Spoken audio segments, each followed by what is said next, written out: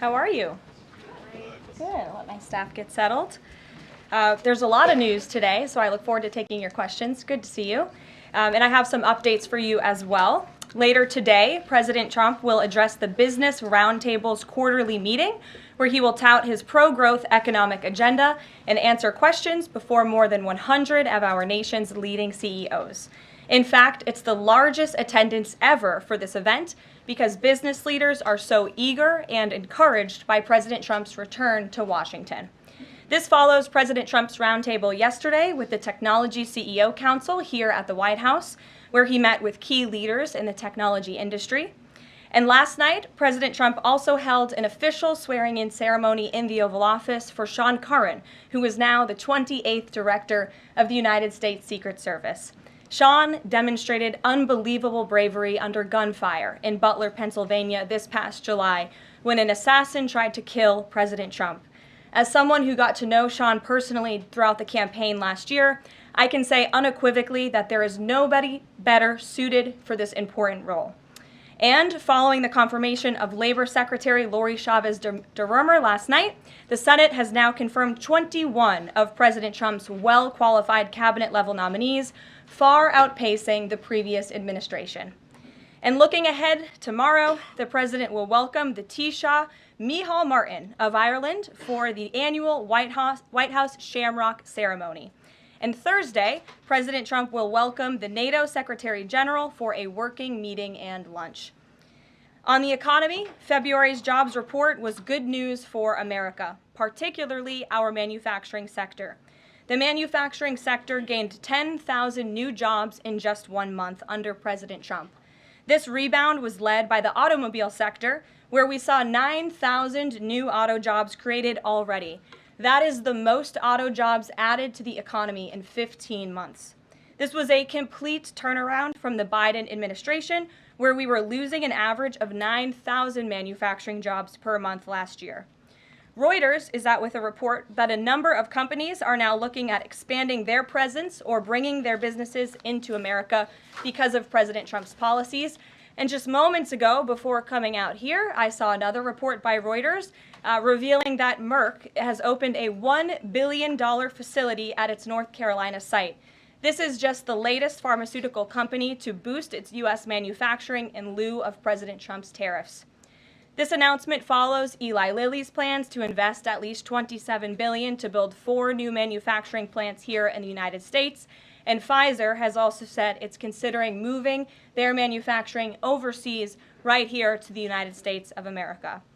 As the president has said over and over again, when we purchase products made in the USA, the profits stay here, the revenue stays here, and most importantly, the jobs stay here.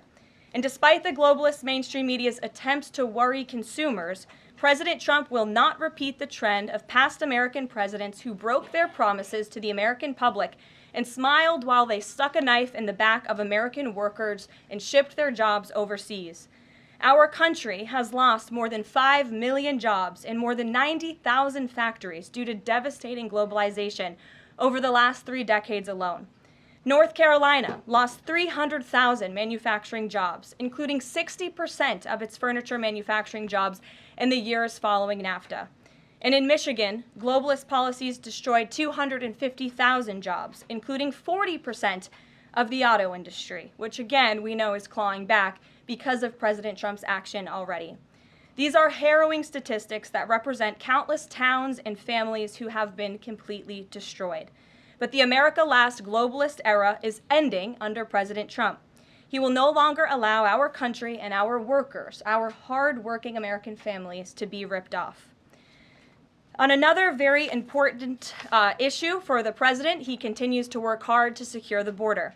If you missed it yesterday, CBP launched an enhanced home mobile app with a new feature, the Intent to Depart, which offers unlawfully present aliens or those aliens whose parole has been revoked an orderly and defined process to notify the U.S. government of their intent to depart the country.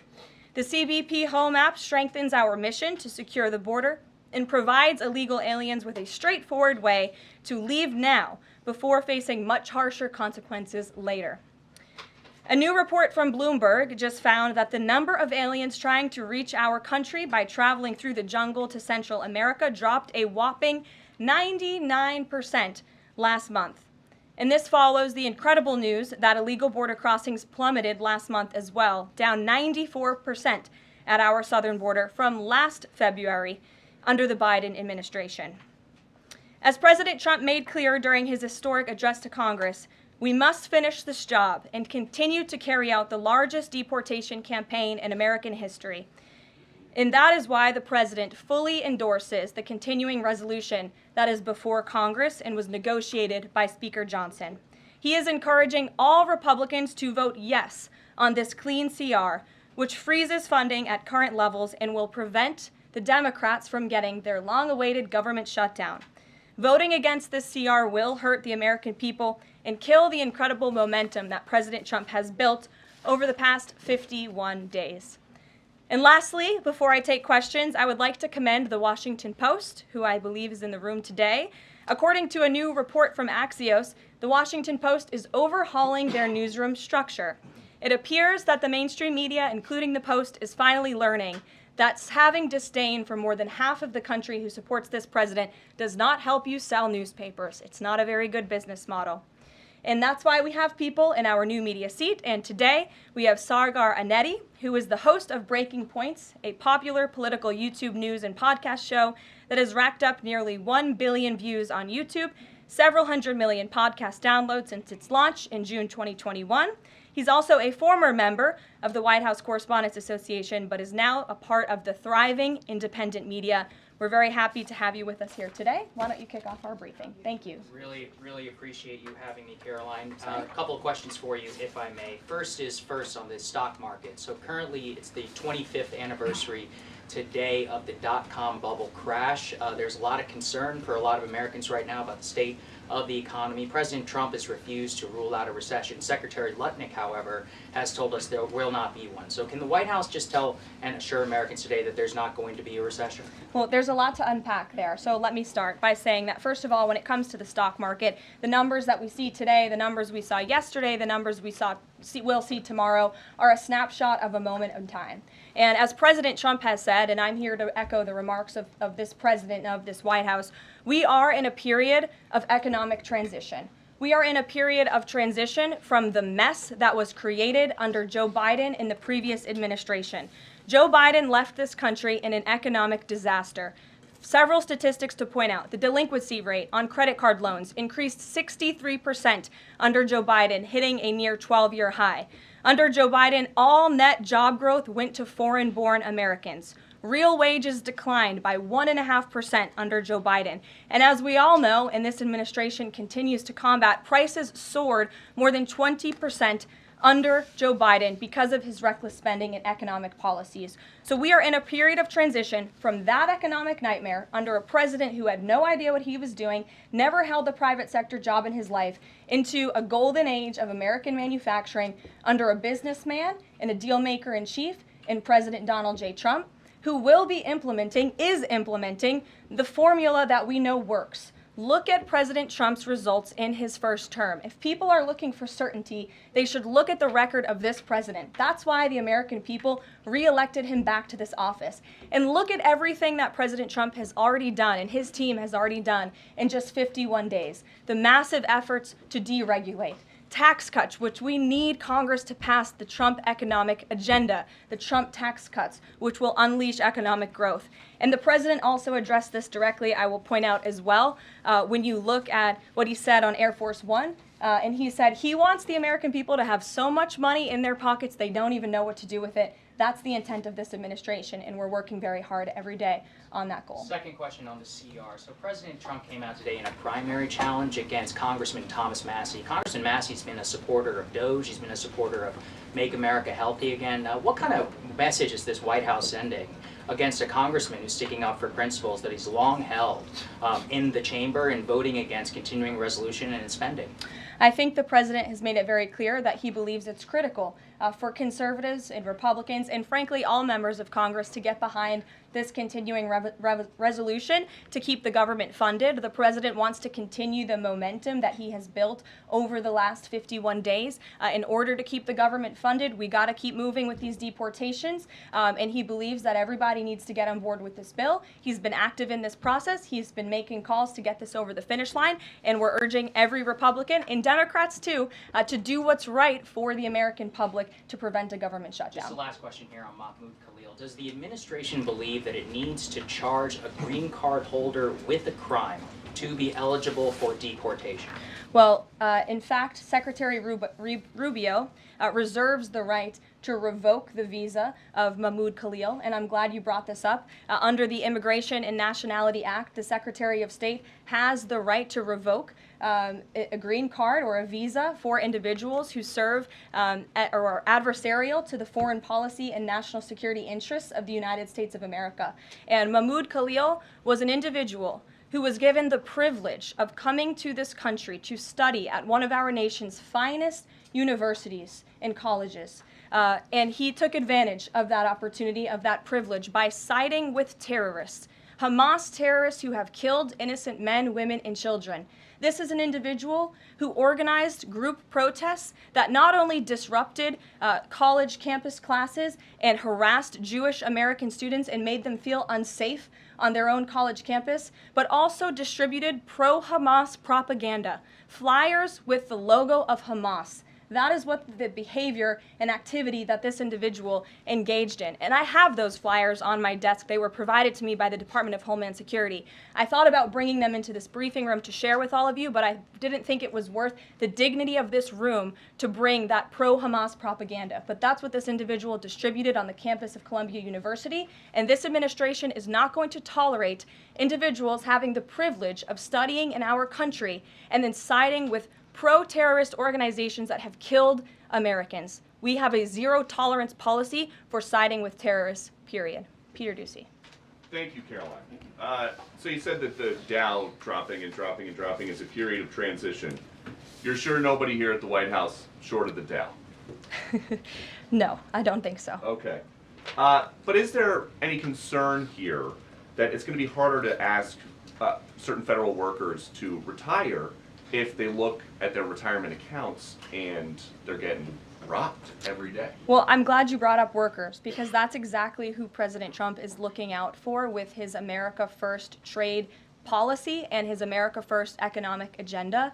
And if you look at, there's great indication to be optimistic about where the economy stands. And the American people, investors, CEOs, small business owners, but most importantly workers, should bet on President Trump, because his tariff policies, what he envisions is reciprocity, fair trade practices where American workers are put first and are no longer ripped off by foreign countries all over this world. President Trump says he's going to buy a Tesla today. Did he buy it? And when is the last time he drove a car? That's a very good question. I have heard the president remark that he misses being able to drive, that luxury of driving his own vehicle, although the beast is nice. But he is going to be viewing a Tesla that is making its way to the White House complex now, I can confirm. Perhaps the press pool today will have an opportunity to witness this very exciting moment later this afternoon. But a Tesla is on its way here now, and we'll see if the president likes it when he checks it out. So they're bringing him a Tesla to look at, and if he likes it, he's just going to buy it. You know, he's intent on, he's definitely going to buy one, but he'll take a look at it when it gets here later this afternoon. Full retail? Yes, full market price. Kelly. Can we talk about Canada? What is the status of President Trump having a conversation with Mark Carney? We have seen the president use the term governor to refer to Justin Trudeau. Will that moniker also go to Mr. Carney going forward? And is the decision to increase the tariffs, is that based on a specific economic metric that he looked at? Is it impulse? How would you describe his reaction to candidates? The president has not yet spoken to Mr. Carney, not since I checked, which was just moments ago. But certainly his phone is always open to leaders who wish to speak with him. As for the tariffs, the president made his position on this quite clear with the statement that he put out. And it was a retaliatory statement due to the escalation of rhetoric that we've seen out of Ontario, Canada. The president saw the premier, Doug Ford, make an egregious and insulting comment threatening to shut down electricity for the American people, for hardworking American families. He made that threat. The president saw that and has an obligation and a responsibility to respond accordingly and represent the interests of the American people. So he has made the decision to add a 25% tariff. So now steel and aluminum tariffs will come into effect tomorrow at the rate of 50%. And our steel and aluminum industries have actually applauded these tariffs because, again, they know it's going to grow their industry here. It's going to allow them to export more steel that is made right here in the United States with American workers. Egregious and insulting are your words here, but that's what many Canadian leaders have said about the actions President Trump has taken toward Canada. And what do you think the timeline is for speaking to Mr. Carney? Because normally a sitting president speaks to a close ally very quickly when there's new leadership. Well, the president is, again, responding to the fact that Canada has been ripping off the United States of America and hardworking Americans for decades. If you look at the rates of tariffs across the board that Canadians have been imposing on the American people and our workers here, it is egregious. In fact, I have a handy-dandy chart here that shows not just Canada, but the rate of tariffs across the board. If you look at Canada, since you brought it up, American cheese and butter, nearly 300% tariff. You look at India, 150% tariff on American alcohol. You think that's helping Kentucky bourbon be exported into India? I don't think so. 100% tariff on agricultural products from India. Look at Japan, tariffing rice, 700%. President Trump believes in reciprocity, and it is about dang time that we have a president who actually looks out for the interests of American businesses and workers. And all he's asking for at the end of the day are fair and balanced trade practices, and unfortunately, Canada has not been treating us very fairly at all over the past several decades. To the woman in the purple, because I saw you were making a face at my previous answer, so what's going on? Well, actually, I have a couple of questions. At the core of pro-Palestinian protests on college campuses and elsewhere is a demand to end the war in Gaza, a goal that this administration actually supports and has pursued. So why has this not been acknowledged or highlighted even? Because these colleges and these protests have again put out Hamas propaganda. The flyers that have been distributed call for violence. The flyers that have been distributed have the logo of an organization that has held Americans hostage, that murdered innocent babies, that murdered men, women, and children. They are a designated foreign terrorist organization, and we are not going to tolerate non-citizens, foreigners who come here on a visa engaging in such behavior, siding with terrorists. And the Secretary of State reserves the authority to revoke the green card or the visa of an individual who serves as an actually, it says right here, reasonable grounds to believe that the alien's presence or activities in the United States would have potentially serious adverse foreign policy consequences to the United States. And I think siding with Hamas makes that quite clear. Secretary Rubio exercised that authority, and we fully believe that we are going to move forward with more arrests, as President Trump previewed in his statement yesterday. Ed. Yeah, thanks. Go ahead.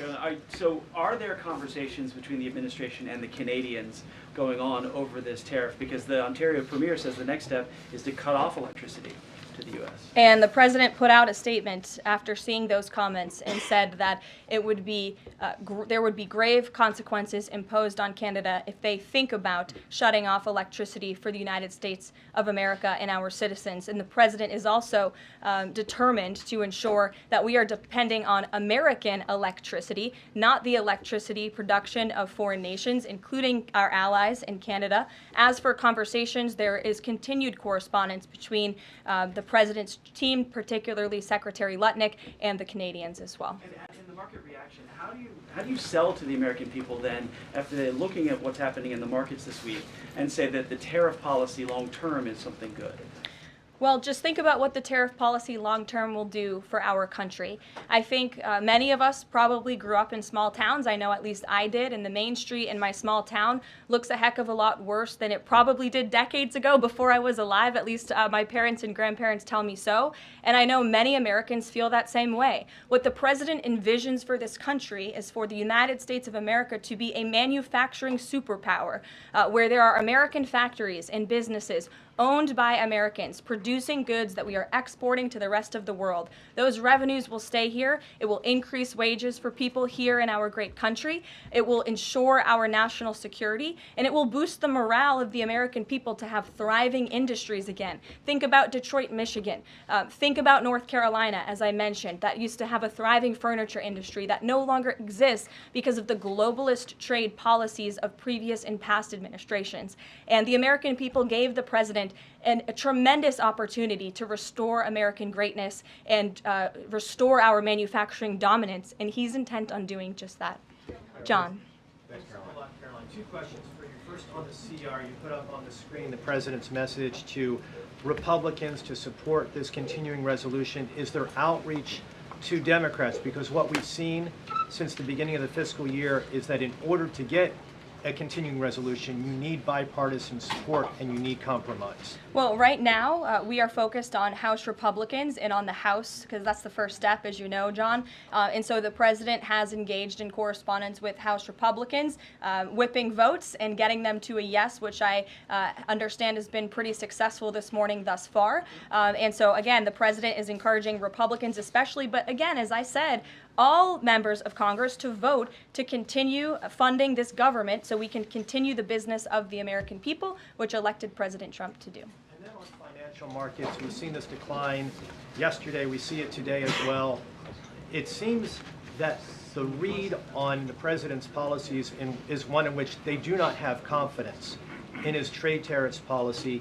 They do not have confidence in what the president said to Fox News over the weekend, that he didn't rule out the idea of a recession. What is your read in terms of the decline that we've seen over the last week and a half in financial markets? Well, I think there's actually a lot of reason to be confident, and many people do feel confident. Just look at the nearly $2 trillion in private investment that this president has secured. Look at the comments made by the CEO of Apple, one of the biggest companies in this world, who said that he is bullish on the future of American innovation under the leadership of President Trump. Look at CEO confidence. According to the Conference Board measure of CEO confidence, in Q1 2025, under the leadership of this president, it jumped to its highest level in 3 years, from cautious optimism to confident optimism. If you, again, look at the $2 trillion in investments from some of the biggest companies in the world, look at the jobs report last Friday, as I also cited in my opening remarks. Fox Business reported that Trump sees a manufacturing boom in first full jobs report of his second term. Look at the auto jobs that have already poured back into America. We added 9,000 new auto jobs. Those are sticky jobs. Those are good paying jobs. That's 9,000 American families who will now be able to live the American dream because of the policies of this administration. You also look at small business optimism. The NFIB put out a report this morning. Small business optimism continues to be far higher than it ever was under the previous administration. There's a lot of reason to be optimistic. And again, the American people, CEOs and people on Wall Street and on Main Street should bet on this president. He is a deal maker, he is a businessman, and he's doing what's right for our country. He wants to restore wealth to the United States of America. Michael, good to see you. Hey, Caroline, thank you. Two questions, if I may. Will the administration be providing any relief to states affected by the Ontario power tariff? Well, the president has made it very clear that Canada would be very wise not to shut off electricity for the American people, and we hope that that does not happen. As for what would happen if that does take place, I'll leave it to the president to make those decisions. Does President Trump share the Justice Department's concern over rising egg prices and possible collusion of big egg? Well, we definitely We definitely do share the concerns of the American people when it comes to the price of eggs. However, good news, the average cost of a dozen eggs is actually down since Secretary Rollins and President Trump announced their plan. It's down $1.85. So that's good news on the cost of eggs. And as we know, under the Biden administration, egg prices went up 22%. This is another example of an economic mess that President Trump inherited, and the Secretary of Agriculture and the President are focused on fixing it. Secretary Rollins put out a 4-point plan to address this crisis, and she has been honest and realistic with the American people, as this administration always is. It will take about 3 to 6 months to get the egg supply back to where it should be, but she's focused, and this administration is focused on doing that every day. Karen. Thanks, Caroline. Just back on the markets, you said that what we're seeing this week right now on Wall Street is a snapshot of a moment in time. But does the president think he bears any responsibility for the turmoil in the stock market this week? Look, the president is unwavering in his commitment to restore American manufacturing and global dominance, and I think he doubled down on that this morning with his new statement and the tariffs that will be implemented tomorrow on steel and aluminum. And he has said recently he's not looking at the market. He said you can't really watch the stock market, but all of the gains since Election Day have been erased in the S&P 500. At what point, how far do stocks have to fall before the president considers it a factor and changes course? Again, as I just said, the president will look out for Wall Street and for Main Street, just like he did in his first term, and people on Wall Street and Main Street should bet on this president. He's doing what's right for this country. Nick, good to see you. Good to see you too. Thank you, Caroline. So, is the president prepared, like what we saw with Congressman Massey, to pressure other Republican lawmakers into supporting this continuing resolution? Well, he is very much, as I said, engaged in this process. He's been making calls to lawmakers on Capitol Hill, and I think his statements against Congressman Massey speak for themselves, and I will let the president put out any additional statements if he chooses to, but he fully expects all House Republicans to vote for this continuing resolution. And just to follow up, can we start to anticipate seeing more of the president weighing in on upcoming 2026 races like we saw this morning? I'm not sure about that. I'm not even sure if I'm allowed to speak about that from this podium. I would check in with our outside political team for guidance on future races and the president's involvement. Elena. Thank you. I wanted to ask about some comments Elon Musk made yesterday. He said that there is $500 to $700 billion in waste and fraud and entitlement spending. He called it, quote, the big one to eliminate. Earlier this month, he also referred to Social Security as a Ponzi scheme.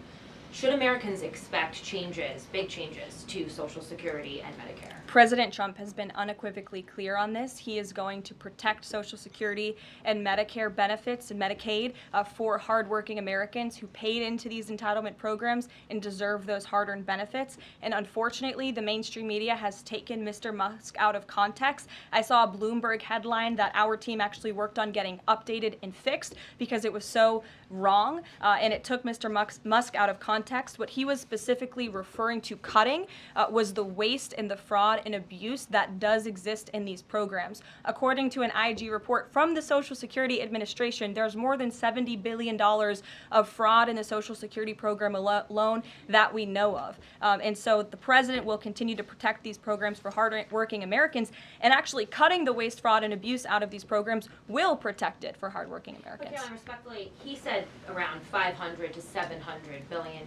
There was no evidence to claim that, and also if that is the case, that would represent more than a third of what Social Security paid out last year, maybe 20% of Social Security and Medicare. Again, if you read his full quote, he said, "We think," so it's an estimate based on what he's seen. He's not saying definitively, he's saying that's what DOJ suspects and thinks. And that's exactly why DOJ was created, to ensure that we are investigating the fraudulent spending, the wasteful abuse across our federal government. And I would remind everybody in this room that 77% of the American people support this effort by Elon Musk and DOJ to identify such waste, fraud, and abuse. Caroline. Go ahead.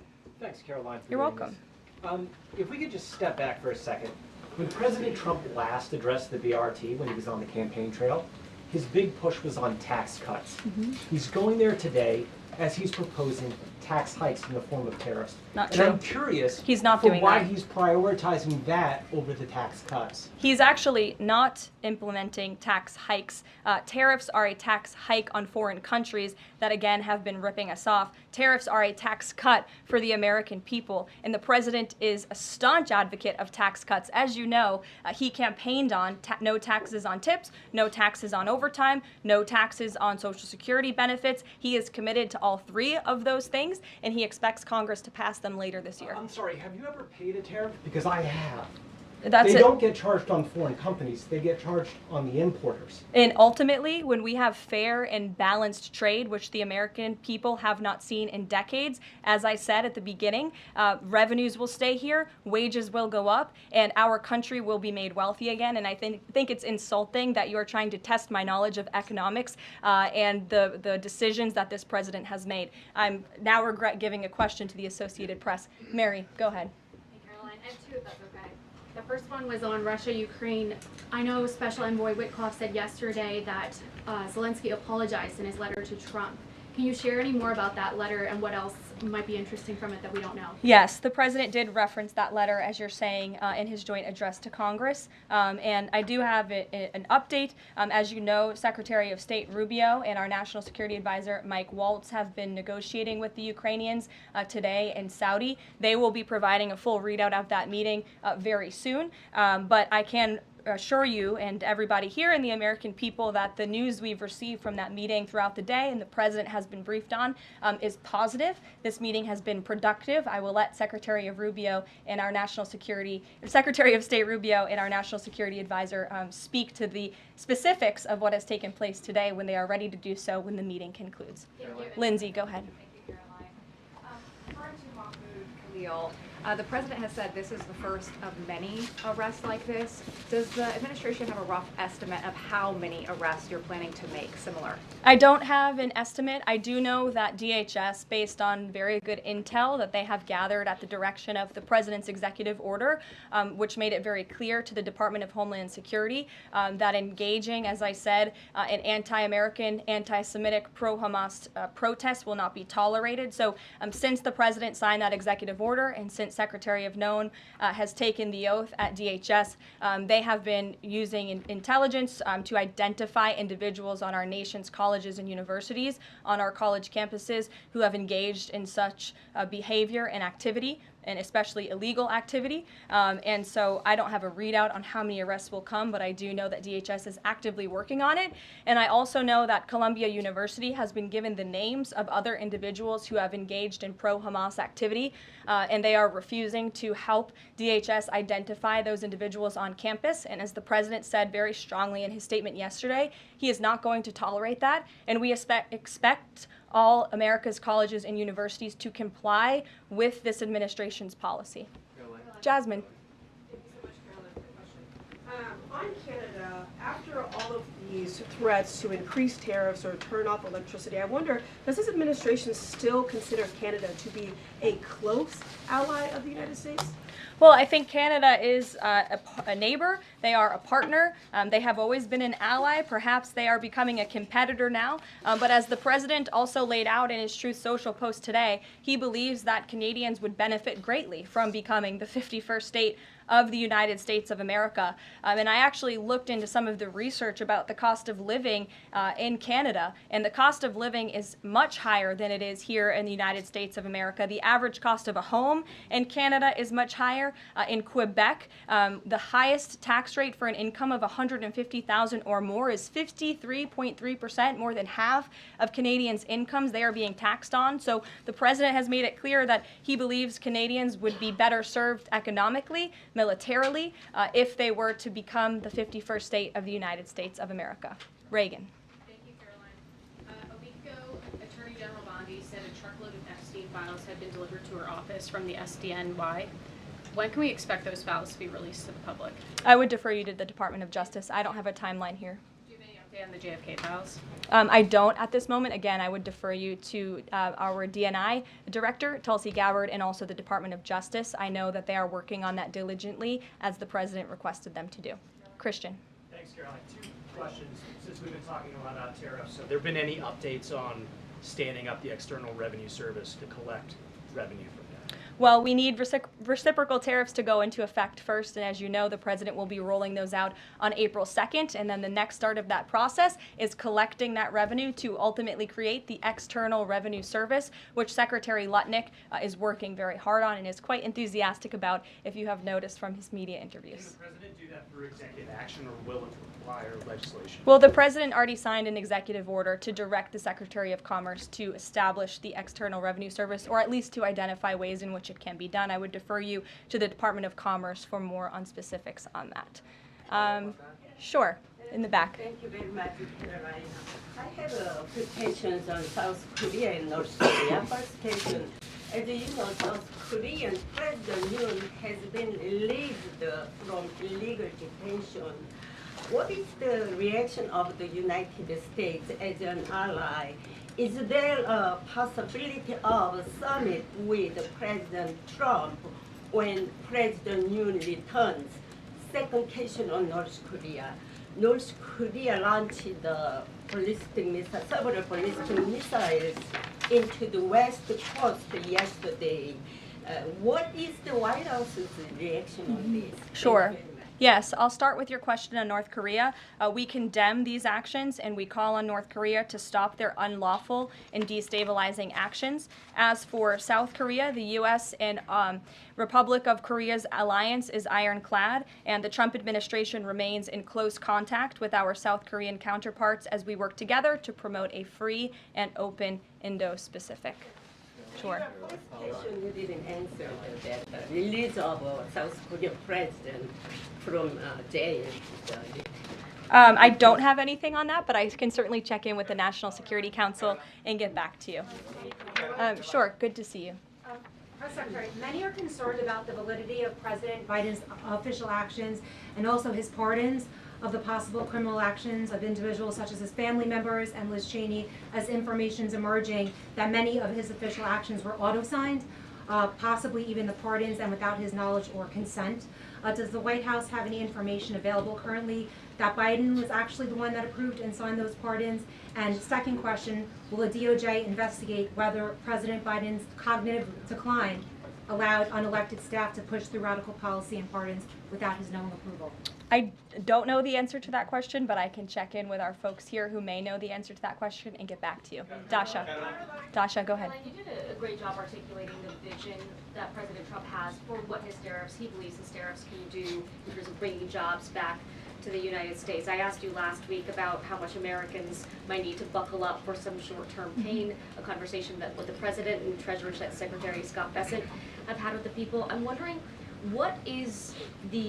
how high is the pain threshold for President Trump and for this White House as you watch some of the turbulence in the stock markets, as you field concerns from businesses and potentially see some of those approval ratings drop in the short term? How much is he willing to stomach that, and will he stay committed to his vision for tariffs even as all of this comes up? Well, the president has been working hard every single day to alleviate the pain that was inflicted by the previous administration through massive deregulation, through drill baby drill, as we like to call it, unleashing the might of our energy industry, which we know will ultimately drive down costs for consumers here at home. And again, as I mentioned, the president is intent on signing tax cuts for the American people to put more money back into their pockets, which will ultimately unlock consumer confidence. And again, I'll reiterate the president's words in layman's terms as he does best. The president wants the American people to have so much more money in their pockets, they don't know what to do with it. That's the goal of this administration,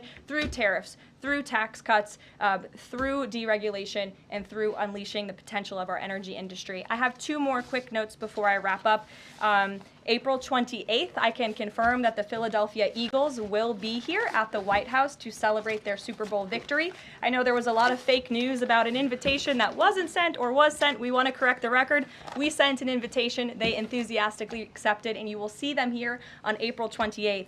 And lastly, on a sad note, I would like to express our condolences to Fox News and to the entire Fox family who did lose a cameraman, Craig Savage, who passed away at 61 years old told recently, a very tragic death, an individual who was a great man and covered this building for many, many years. So the entire press office, the communications office here wants to express our condolences with his family and also with Fox News. And I'll see you guys later. Perhaps you'll see the president in a Tesla later this afternoon. Have a good one. Thanks.